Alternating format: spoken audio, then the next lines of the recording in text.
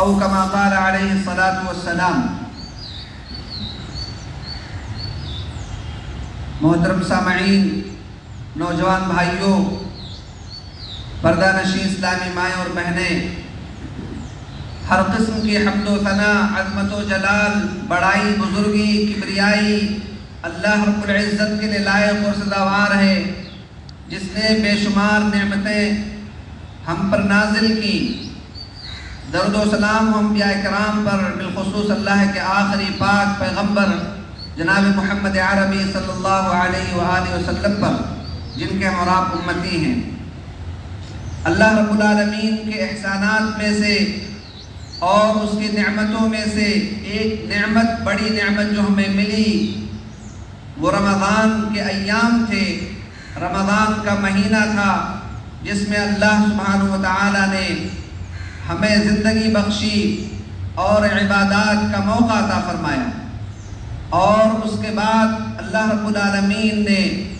خوشی کا یہ دن ہمیں میسر کیا،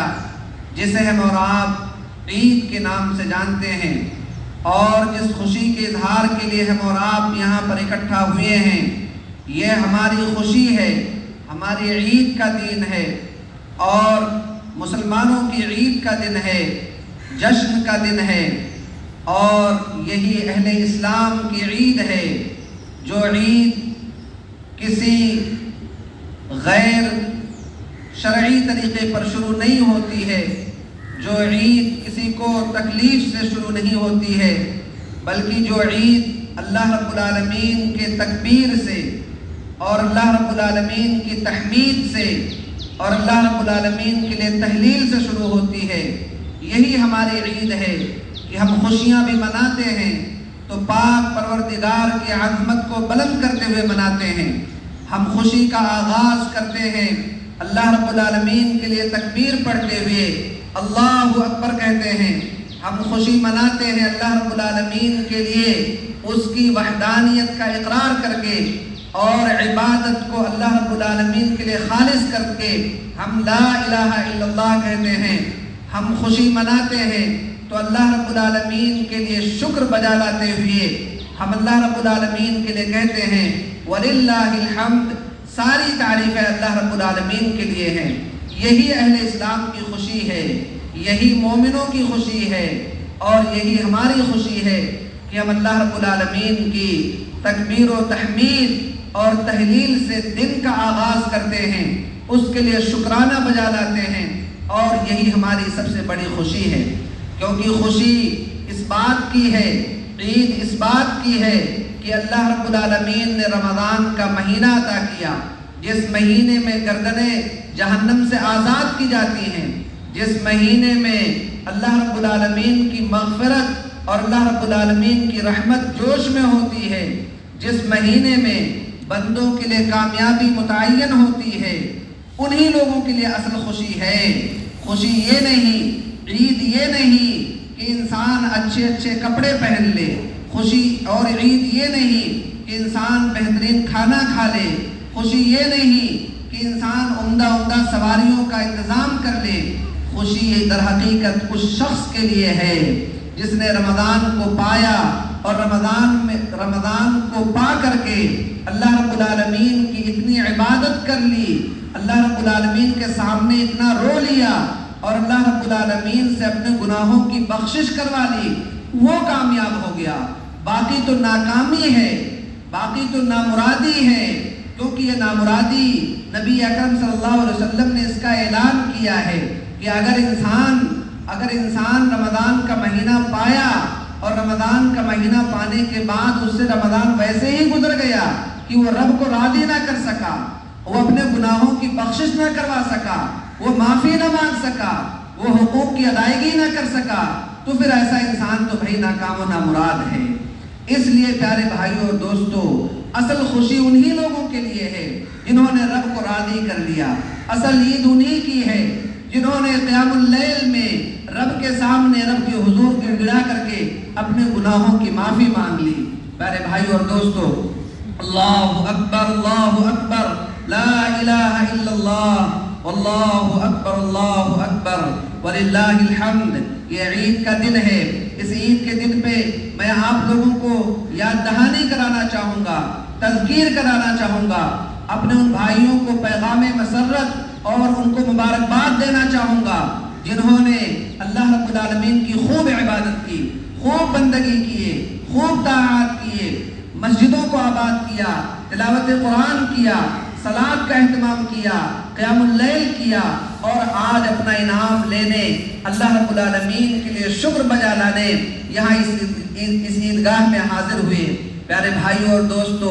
ہمارے لیے یہ بڑی خوشی کی بات ہے، لیکن ساتھ ہی ساتھ ہمارے رویے اور ہمارے حال احوال ہمیں افسوس کرنے کی بھی دعوت دیتے ہیں، کیونکہ ہوتا یوں ہے کہ ہم عبادات رمضان میں خوب کر لیتے ہیں اور یہ سوچتے ہیں کہ یہ عبادتیں اب سفیشینٹ ہو گئیں، یہ عبادتیں اب کافی ہو گئیں۔ ہوتا یہ ہے کہ عیدگاہ سے نکلنے کے بعد ہم رب ذوالجلال کو بھول جاتے ہیں۔ ایسا نہیں ہونا چاہیے، یہ ہمارا طرز عمل نہیں ہونا چاہیے، کیونکہ ہمیں اللہ رب العالمین کی عبادت مرتے دم تک کرنی ہے۔ ہم نے اس کی بندگی کا عہد مرتے دم تک کے لیے اٹھایا ہے۔ یاد رکھیں اللہ رب العالمین یہ حی ہے، اللہ رب العالمین زندہ جاوید ہے، اسے موت نہیں آتی ہے، وہ غافل نہیں ہوتا ہے، وہ ہمارے ساری زندگی کا حساب لے گا۔ وہ صرف ہمارے رمضان کے مہینے کا حساب نہیں لے گا، بلکہ ہمارے پورے اعمال کا حساب ہوگا۔ یا ایھا الذین آمنوا اتقوا اللہ ولتنظر نفس ما قدمت لغد، اے ایمان والو دیکھو کہ تمہارے ہاتھوں نے کل کے لیے کیا کچھ پیش کیا ہے۔ رب ذوالجلال ہمارے سارے اعمال کا حساب لیں گے۔ اس لیے بڑے نادان اور بڑے بھولے ہوئے وہ لوگ ہیں جو رب ذوالجلال کو صرف رمضان میں یاد رکھتے ہیں۔ وہ یہ سوچتے ہیں کہ صرف رمضان میں ان کا رب ہے۔ یاد رکھیں کہ وہ رب جس کی عبادت ہم رمضان میں کیا کرتے تھے، اس کی عبادت ہمیں دیگر ایام میں اور دیگر دنوں میں بھی، سال کے دیگر 11 مہینوں میں بھی اس کی عبادت کرنی ہے۔ جس کے لیے ہم سجدہ رمضان میں کرتے تھے، جس کے لیے ہم تلاوت قرآن رمضان میں کرتے تھے، جس کے لیے صلوات ہم رمضان میں پڑھتے تھے، اس کے لیے ہمیں ساری زندگی عبادت کرنی ہے۔ جس کے ڈر سے ہم نے حرام کو رمضان میں چھوڑ دیا تھا، جس کے ڈر سے ہم نے ظلم کو رمضان میں چھوڑ دیا تھا، جس کے ڈر سے ہم نے رمضان میں غیبت کو چھوڑ دیا تھا، جس کے ڈر سے ہم نے اکل حرام کو رمضان میں چھوڑ دیا تھا، بلکہ اس کے ڈر اور اس کے خوف سے ہم نے حلال تک سے بھی اپنے آپ کو روک لیا تھا۔ اسی کا ڈر ہمارے دلوں کے اندر ایسا موجزن ہونا چاہیے، اس طریقے سے پیوست ہونا چاہیے، اتنی ہمیں اسپرٹ ملنی چاہیے، اتنا نشاط ہمارے دلوں کے اندر پیدا ہونا چاہیے کہ وہ ڈر سال کے دیگر 11 مہینوں تک قائم رہے۔ یہی رمضان کا مطلوب تھا، یہی کامیابی تھی۔ یہی آپ نے خطبوں میں بھی سنا ہوگا کہ یا ایھا الذین آمنوا کتب علیکم الصیام کما کتب علی الذین آمنوا من قبلکم کما کتب علی الذین من قبلکم لعلکم تتقون، تاکہ تم متقی اور پرہیزگار بن جاؤ۔ روزے کا مقصد آپ کو تھکانا نہیں تھا، روزے کا مقصد آپ کو بھوک و پیاس کی تکلیف میں مبتلا کرنا نہیں تھا، روزے کا مقصد آپ کے لیے صرف اور صرف یہ تھا کہ دل پاک ہو جائے، دل صاف ہو جائے، دل کے اندر ڈر پیدا ہو جائے، اور دل کے اندر جب ڈر پیدا ہو جاتا ہے تو بندے کو اللہ رب العالمین کے حدود توڑنے سے، اللہ رب العالمین کی معصیت کرنے سے دوسرے دنوں میں بھی روکتا ہے۔ اللہ اکبر، اللہ اکبر، لا الہ الا اللہ، اللہ اکبر وللہ الحمد۔ سلف کے احوال دیکھتے ہیں، سلف کیا کیا کرتے تھے، ہمارے پاک بعض ہستیاں کیا کیا کرتی تھیں۔ وہ رمضان میں اللہ رب العالمین کی عبادت کرتے تھے، اور عبادت کرنے کے بعد عید کی خوشی میں شامل ہوتے تھے۔ اس کے بعد انہیں رمضان کے جانے کا دکھ بھی ہوتا تھا، رمضان کے چلے جانے کا غم بھی لاحق ہوتا تھا، اور ساتھ ہی ساتھ میں جو عبادتیں انہوں نے کی ہیں اس کی قبولیت اور عدم قبولیت کا ڈر بھی لگا رہتا تھا کہ ہم نے عبادتیں تو کی ہیں، صلاتیں پڑھی ہیں، ہم نے روزے رکھے ہیں، تلاوت قرآن کیا ہے، قیام اللیل کیا ہے، لیکن کہیں ایسا نہ ہو کہ ہماری یہ عبادتیں کالی پڑ جائیں، کہیں ایسا نہ ہو کہ ہمارے یہ اعمال اللہ رب العالمین یوں ہی ہمارے منہ پر مار دے۔ اللہ رب العالمین نے قرآن میں کہا ہے وَالَّذِينَ يُؤْتُونَ مَا آتَوْا وَقُلُوبُهُمْ وَجِلَةٌ أَنَّهُمْ إِلَىٰ رَبِّهِمْ رَاجِعُونَ۔ اما عائشہ رضی اللہ تعالیٰ عنہ نے نبی علیہ السلام سے پوچھا کہ کیا یہ کون لوگ ہیں جو خرچ کرنے کے بعد ان کے دل ڈرے رہتے ہیں؟ کیا یہ وہ لوگ ہیں جو لوگ شراب پیتے ہیں، جو اللہ کے حدود توڑتے ہیں؟ نبی علیہ السلام نے فرمایا نہیں، لا یا بنت صدیق، نہیں ہے صدیق کی بیٹی نہیں، لیکن یہ وہ لوگ ہیں وَلَكِنَّهُمْ يُصَلُّونَ وَيَصُومُونَ وَيَتَصَدَّقُونَ، لیکن یہ وہ لوگ ہیں جو صلاۃ ادا کرتے ہیں، صدقہ دیتے ہیں، صوم رکھتے ہیں، لیکن اس کے باوجود بھی ڈرے رہتے ہیں کہ ایسا نہ ہو کہ اللہ رب العالمین اسے قبول نہ کر لے، کہیں ایسا نہ ہو کہ اللہ رب العالمین اسے رد کر دے، قبول نہ کرے۔ پیارے بھائیوں اور دوستو، یہاں سمجھنے کی بات یہ ہے کہ قبولیت کی علامت کیا ہے، نشانی کیا ہے، کہ اگر انسان کی زندگی میں تبدیلی آئی، کیونکہ یہ رمضان ایک لائف چینجنگ مومنٹ ہوتا ہے، یہ ایک مہینہ ٹریننگ کا ہوتا ہے، یہ تربیت کا ہوتا ہے۔ عبادات میں جو سستی اور کاہلی پیدا ہو جاتی ہے اس کے اندر نشاط لانے کا یہ بہترین موقع ہوتا ہے۔ اگر رمضان کے گزر جانے کے بعد انسان نے اپنے پوز کیے ہوئے گناہوں کو دوبارہ سے ریزیوم کر دیا، دوبارہ شروع کر دیا، تو پھر سوچیں کہ وہ عبادتیں، وہ ریاضتیں اور وہ محنتیں جو کی تھی وہ کہیں ایسا تو نہیں کہ ضائع چلی گئی۔ یہ سوچنے اور غور کرنے کا مقام ہے، کیونکہ جب عبادتیں قبول ہوتی ہیں تو بندہ عبادات میں آگے بڑھتا ہے اور عبادات بجا لاتا ہے، نوافل ادا کرتا ہے، فرائض کا اہتمام کرتا تھا، نوافل پر آ جاتا ہے۔ اور اگر بندہ ایسا ہوتا ہے کہ وہ صرف وقتی طور پر اللہ رب العالمین کو یاد کیا تھا تو پھر اس کے نوافل میں بھی کمی آتی رہتی ہے۔ اللہ اکبر، اللہ اکبر، لا الہ الا اللہ، واللہ اکبر، اللہ اکبر، وللہ الحمد۔ پیارے بھائیو اور دوستو، یہ عید کا دن ہے، خوشی کا دن ہے۔ نبی علیہ السلام نصیحت کیا کرتے تھے، اس میں دلوں سے کدورت نکالنے کا وقت ہے، دلوں سے حسد نکالنے کا وقت ہے، لوگوں کو گلے لگانے کا وقت ہے۔ ہم عید میں ایک دوسرے کو گلے لگاتے ہیں، مبارکباد دیتے ہیں، عید کی خوشیوں میں شامل کرتے ہیں۔ یہاں سے لوگوں اپنے دلوں کو اس طرح سے پاک صاف کریں کہ کوئی حسد، کوئی کینہ، کوئی کپٹ، کوئی بغض نہ ہو، ایک امت واحد کی طرح سے، ایک جسد واحد کی طرح سے، ایک جسم و جان کی طرح سے۔ ایک مسلمان جو ہوتا ہے اس کے لیے دوسرا مسلمان بھائی، اس کا دوسرا مسلمان بھائی ایک اسی کے جان کی طرح سے ہوتا ہے۔ جو اپنے لیے پسند کرتا ہے وہی اس کے لیے بھی پسند کرتا ہے، اپنے لیے تکلیف نہیں پسند کرتا ہے، دوسروں کو بھی تکلیف دینا پسند نہیں کرنا چاہیے، کیونکہ نبی علیہ السلام نے فرمایا من کان یؤمن باللہ والیوم الآخر فلیکرم جارہ۔ اور اسی طریقے سے نبی علیہ السلام نے فرمایا کہ جو انسان اللہ پر اور آخرت کے دن پر ایمان رکھتا ہے وہ اپنے پڑوسی کی عزت کرے، اسے تکلیف نہ پہنچائے، آس پاس میں رہنے والے جو لوگ ہیں ایک دوسرے کے احوال کی رعایت کریں، انہیں تکلیف نہ پہنچائیں، آپس میں ایک دوسرے سے محبت استوار کریں، مسلمان بھائی ہونے کا ثبوت دیں، جسد واحد ہونے کا ثبوت دیں۔ اور جو نبی علیہ السلام نے مثال بیان فرمائی ہے مثل المؤمنین فی توادہم وتراحمہم کمثل الجسد الواحد اذا اشتکى منہ عضو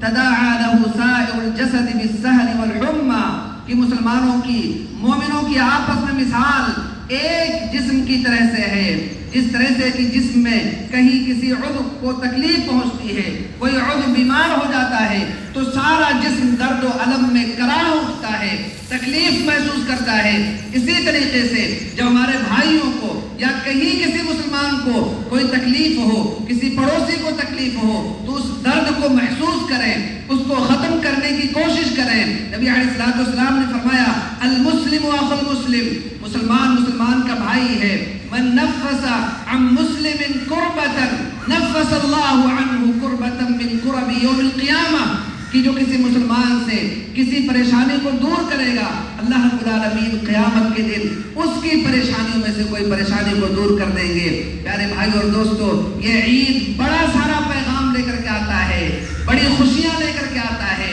بڑی نصیحتیں لے کر کے آتا ہے، اور ہمارے لیے ضروری ہے کہ ہم اپنے عبادات کی حفاظت کریں، خاص طور پر تقویٰ کا جو مغز ہے اور تقویٰ کا جو پیغام ہے اسے اپنے دل سے نہ جانے دیں، کسی کو حقیر نہ سمجھیں، کسی پر ظلم نہ کریں۔ نبی علیہ السلام نے تقویٰ کی مثال جو رمضان میں مطلوب تھا، نبی علیہ السلام نے بیان فرمایا التقویٰ ہاں ہونا، 3 مرتبہ اپنے دل کی طرف اشارہ کیا، کہا التقویٰ ہاں ہونا، التقویٰ ہاں ہونا، تقویٰ یہاں پر ہے، دل کے پاس ہے، دل میں اللہ رب العالمین کا ڈر ہے، اور انسان کے برا ہونے کے لیے اتنا ہی کافی ہے وہ کسی اپنے مسلمان بھائی کو حقیر سمجھے۔ یہ عید میں جس جوش و خروش کے ساتھ مانتے ہیں، ہمارے ساتھ کون کھڑا ہے، غریب کھڑا ہے، امیر کھڑا ہے، اس کا کوئی امتیاز نہیں ہوتا ہے، کوئی فرق نہیں ہوتا ہے، کیونکہ ہم رب کے شکر کے لیے آتے ہیں، اور رب نے تو اعلان کیا ہے لئن شکرتم لازیدنکم، اگر تم شکر بجا لاؤ گے اللہ رب العالمین اور نوازے گا اور نوازے گا، لیکن اگر تم نے ہٹ دھرمی نہیں چھوڑی وَلَئِن كَفَرْتُمْ إِنَّ عَذَابِي لَشَدِيدٌ، اور اگر تم نے کفر کیا تو اللہ رب العالمین کا عذاب بھی بڑا سخت ہے۔ یہ کچھ باتیں تھیں جو میں نے آپ کے سامنے عرض کی۔ ضروری بات یہ ہے کہ ہم اپنے عبادات کی حفاظت کریں، جس رب کی عبادت ہم نے کی تھی اور جس رب کے لیے ہم نے مسجدوں کو آباد کیا تھا، صوم و صلات کے پابند ہوئے تھے، صدقہ و خیرات کیا تھا، لوگوں کے ساتھ بھلائی اور احسان کیا تھا، غریبوں کے حقوق کا خیال کیا تھا، اسی رب کے لیے ہم اس مشن کو اپنے دوسرے دنوں میں بھی جاری رکھیں۔ ایسا نہ ہو کہ اس خوشی کو ہم ظلم میں بدل دیں، ایسا نہ ہو کہ اس خوشی کو ہم گناہ میں بدل دیں، ایسا نہ ہو کہ رب کے اس شکر کے موقع کو ہم ظلم و زیادتی میں، رب کی نافرمانی میں، طغیان و عصیان میں بدل دیں، کیونکہ ایسا ہوتا ہے، نوجوانی کا جوش ہوتا ہے، لوگ نہ جانے کہاں کہاں پر کلبوں کو بک کر کے، تھیٹروں کو بک کر کے، اور اسی طریقے سے دوسرے مکانات کو فکس کر کے وہاں پر نہ جانے کس قسم کے خرافات ہمارے اس خوشی کو اور ہمارے اس خالص اللہ رب العالمین کے شکر کے موقع کو بھی آلودہ کرنے کے فراق میں ہیں۔ اس کو ختم کرنے کی ضرورت ہے۔ ایسے تمام جگہوں پر جا کر کے اپنی عبادتوں کو اللہ کے لیے کالی نہ کریں، اپنی عبادتوں کی حفاظت کریں۔ عبادتوں کی حفاظت یہ ہے کہ ہم نے رب سے بندگی کا عہد کیا ہوا ہے کہ ہم تیرے فرما بردار بندے بن کر کے رہیں گے، ہم تیری عبادت کریں گے، اس کو قائم رکھیں اور اپنے دل میں اس ایمان کو مضبوط کریں۔ اللہ رب العالمین سے دعا ہے کہ اللہ رب العالمین ہم تمام لوگوں کو عبادات پر قائم و دائم رکھ۔ اللہ رب العالمین تو ہمیں دین کی صحیح سمجھ عطا فرما۔ رب ذوالجلال تو ہمیں جب تک زندہ رکھ، توحید اور ایمان پر اور اپنی اطاعت پر قائم و دائم رکھ۔ بار الہ ہم نے جو تیری ٹوٹی پھوٹی عبادتیں کی ہیں، رب ذوالجلال تو نے عبادتوں کو قبول فرما لے، تمہارے صوم و صلات کو قبول فرما لے، تمہاری گردنوں کو جہنم سے آزاد کر دے۔ بار الہ تمہارے صدقات و خیرات کو قبول فرما لے۔ بار الہ ہم تیرے گنہگار بندے ہیں، تو ہی گناہوں کو معاف کرنے والا ہے۔ بار الہ تمہارے گناہوں کو، ہماری خطاؤں کو معاف فرما دے۔ رب ذوالجلال تو ہی گناہوں کو معاف کرنے والا ہے۔ ہم تیرے سامنے کھڑے ہیں، تجھ سے التجا کر رہے ہیں، رب ذوالجلال تمہاری خطاؤں کو، ہمارے گناہوں کو معاف فرما دے، ہماری مغفرت فرما۔ تو بخشنے والا ہے، تو رحم کرنے والا ہے، تو ہم پر رحم فرما۔ بار الہ اس وقت امت اسلامیہ، اس وقت مسلمانوں کی جماعت بڑے کرب و علم کے دور سے گزر رہی ہے، فتنوں کے دور سے گزر رہی ہے۔ بار الہ تو ان کی حفاظت فرما۔ جہاں جہاں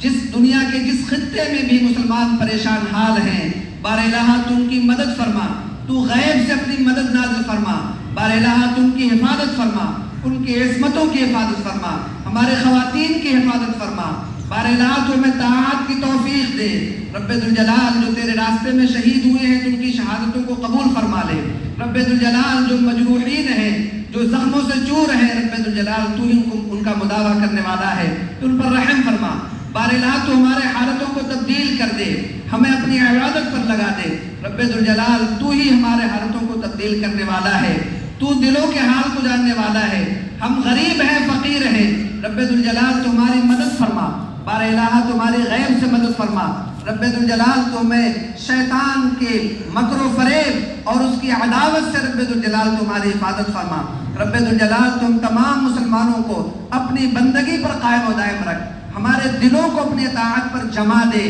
بار الہ ہمیں توحید پر قائم و دائم رکھ، ہمیں توحید پر قائم و دائم رکھ، شرک اور شرک کی خرافات اور بدعات سے جو جلال تم تمام لوگوں کی حفاظت فرما، ہم تمام مسلمانوں کی حفاظت فرما، ہمارے شاعر کی حفاظت فرما، ہمارے مقدسات کی حفاظت فرما، ہمارے مساجد کی حفاظت فرما، ہمارے مدارس کی حفاظت فرما، ہمارے علماء کی حفاظت فرما، جو ہمارے اسلاف گزر چکے ہیں رب الجلال تو ان کی مغفرت فرما، ان کے درجات کو بلند کر دے، آمین تقبل یا رب العالمین۔ بارک اللہ لی ولکم فی القرآن العظیم ونفعنا وإياكم بالآیات والذکر الحکیم، وصلی اللہ علی نبینا محمد وعلی آلہ وصحبہ اجمعین۔ السلام علیکم ورحمۃ اللہ وبرکاتہ۔